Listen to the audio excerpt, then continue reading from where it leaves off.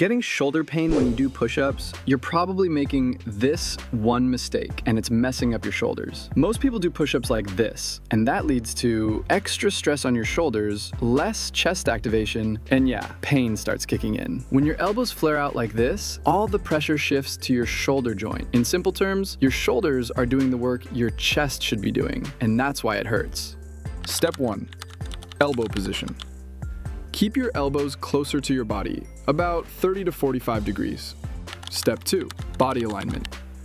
Keep your body in a straight line, head to heels. Step 3. Controlled movement. Lower yourself slowly and push back up with control. No rushing. Check this out. Wrong. Shoulder pain. Right. Better chest activation and safer movement. Small change, big difference. Here are 3 quick tips.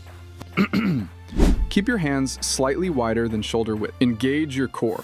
Don't let your hips drop. Focus on form, not reps. If you're still feeling pain, don't force full push-ups yet. Try this, knee push-ups, or even wall push-ups. Build your form first. Strength will follow. When you fix your form, shoulder pain goes down. Your chest works better, and push-ups actually feel easier. Save this and try it in your next workout. And follow for more simple fitness tips.